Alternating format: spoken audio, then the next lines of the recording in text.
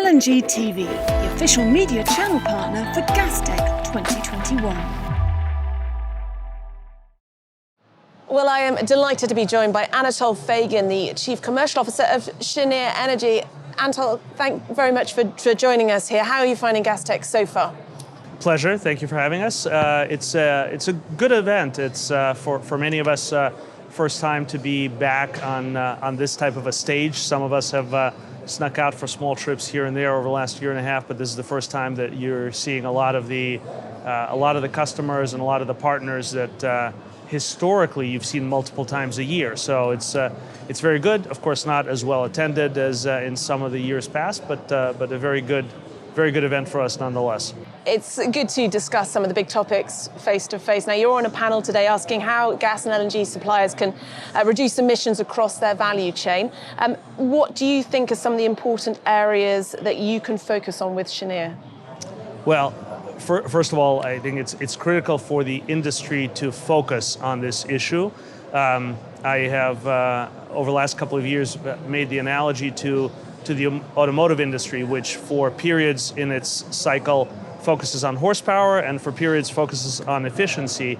We've gone through a big horsepower phase in the LNG space of adding a lot of capacity, and it's absolutely fair to have the industry now focus on the social license to operate, the life cycle emissions of LNG, and we at Cheniere have been spending a lot of time and effort on that over the last couple of years, really launched that in 2018, and this has been a year of unveiling a lot of the fruits of that labor. Things like our commitment to provide cargo emission tags with every cargo that we ship starting next year.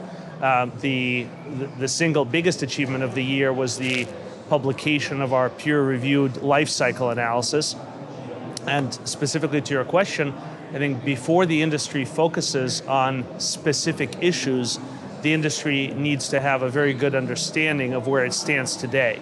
And so this study that we performed, which frankly took a better part of 2 years, that assesses our entire life cycle and emissions from all of our partners along that value chain, was an absolutely critical first step for us to start to calibrate that baseline and see what things we need to focus on as we embark on this continuous improvement in the emissions profile of our product. Now, over the last year, the energy supply in the US and around the globe has been affected by extreme weather. Hurricanes, wind and solar farms have been wiped out. Does that, in your mind, reinforce the importance of gas and LNG as a stable energy supply? In short, yes. We think that LNG, natural gas in general, LNG in particular, has a very long runway. Partnership with renewables in all of its forms is one of the pillars to that runway, whether that is supporting the intermittency, the inherent intermittency of renewables, or just working in tandem by providing fuel diversity and source diversity to the end users. Diversification, as the saying goes, is the only free lunch that's out there, and we think that LNG as a product is reliable, if structured correctly, has a relatively low volatility in long-term supply commitments, and is to us just a natural partner in meeting environmental commitments in general, which of course include a very big renewable component and supporting the deployment of those renewables. So, short answer, yes, but in lots of different ways depending on how LNG is used and at what point the economy that is using it is in terms of its evolution and commitments. So lots of plans for Cheniere over the next 18 to 36 months.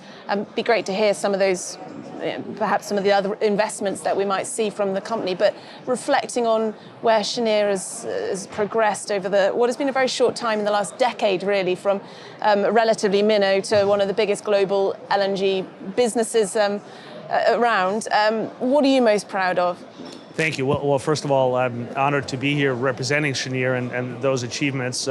Obviously, lots and lots of effort of the broader team went into that. The thing that we have accomplished, that we've unveiled to your question just a week ago, really, are all of the above, as we call it, capital allocation plan that basically is built on the deployment of over $30 billion of capital over that relatively short period. Now that initial phase of building the soon-to-be 9 trains at our 2 facilities will be behind us. The last of those trains is in commissioning, and we've committed to deliver it in Q1 of next year. And with that, we will start returning billions of dollars to our both debt and equity investors through paying down debt, right-sizing our balance sheet. We announced our inaugural dividend. We re-upped our share buyback program for another $1 billion starting next quarter. And that is just a sign of where the company is today, and that conclusion of that initial phase of tremendous growth, which, as you said, has made us now the second largest LNG operator in the world, from the first shovel going into the ground for the export project in August of 2012. So relatively brief period, but not exactly an overnight success. It did take better part of a decade, and looking forward, the commitment is for more of the above. Still with capital discipline, still with a lot of commercial support, but we have a great hand to play. We are very comfortable with the scale and cost competitiveness of the North American resource. And we at Cheniere, along with our partners at Bechtel and others, have done a good job over the last decade of bringing facilities online ahead of schedule, under budget, and looking forward to doing more of the same, with a constant eye on the emissions profile and improving that social license to operate for our product for decades to come. Obviously, having good relationships, working relationships with other firms is important, but is there something about the culture that you've created within Cheniere do you think that's another reason for your success? Well, it is a great culture. It's very collaborative. Jack Fusco, who joined us as CEO in the spring of 2016, has done a tremendous job of building up the team and fomenting that kind of camaraderie and teamwork. And frankly, the team now has been through quite a lot of challenges. You know, we joke that the only thing we really haven't faced in massive size is locusts. You know, we've seen everything from freezes to direct hits of Category 5 hurricanes to, of course, the pandemic, and the team has performed operationally exceptionally well. We've continued to grow the footprint, not just through construction of new trains, but through debottlenecking and very creative solutions. And we've been calling it Jack's train, or the 10th train. This 45 million ton footprint was originally only supposed to be about 40 million tons. So that's been another huge success that from a commercial standpoint I can't take credit for, but the company has delivered on. So the finance team has done an incredible job of navigating a very complex capital structure and doing so at very attractive rates. And you know, there's a tremendous amount of credit just to go around to the team.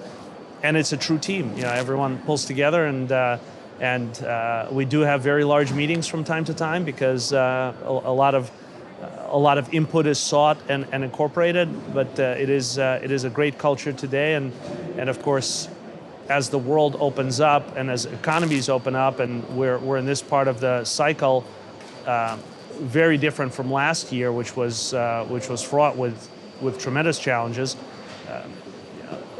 Again, two direct hit hurricanes to our facilities as we were just starting to come out of the really acute COVID period. Now there's a little bit of time to take a breath. Again, we talked about the capital allocation kind of as a sign of the times and a sign of the evolution of the company, and the team can take pleasure in having seen the company to this point in the cycle, and really sometimes stop and smell the roses and enjoy this period. Well, let's hope we are going to be smelling the roses now. But in terms of the last 18 months, the team's very much tested, the company's tested with what's happened with the COVID pandemic. Cheniere, I see you donated over $1 million to COVID response efforts, but your staff also gave up their time and made an impact in the communities that you work in. Can you give me some examples? In general, so I moved down to the Houston area from the Northeast when I came to work for Cheniere. The level of camaraderie and community support in the Texas, Louisiana, Gulf Coast region, constantly brings tears to my eyes. The helping thy neighbor, the outpouring of support for all of the events, and unfortunately, as we discussed, we've had our fair share of events, is just tremendous. And as you said, it's not just money. That's relatively easy for a company our size to do. We do a fair amount of it. We often partner with the Astros Foundation in getting help out to the communities. But the level of engagement from Jack and me and throughout all levels of the company is just tremendous, whether it's for clothing drives or kind of hands-on events where we're in the communities and actually doing meaningful things to help people get their lives back on track is just tremendous. I will say in my 20 or so years with financial institutions, a lot of checks were cut, but rarely a hammer was raised to help someone in need, and this culture and Cheniere's participation in that is really tremendous, and again, a pleasure to see, and brings a tear to your eye every time you're involved in something like that. And for you personally, what's the one lesson that you feel that you've learned since the start of the pandemic? It can be within the industry or personally through leadership. Well, personally, I learned how much I enjoy my adult children, with whom I've spent precious little time, other than that very concentrated period last spring. Professionally, just the resilience of the team and the industry. Purely from a financial standpoint, we issued our financial guidance in November of 2019. It was a relatively weak market. We knew that we had the right business model to withstand those types of challenges.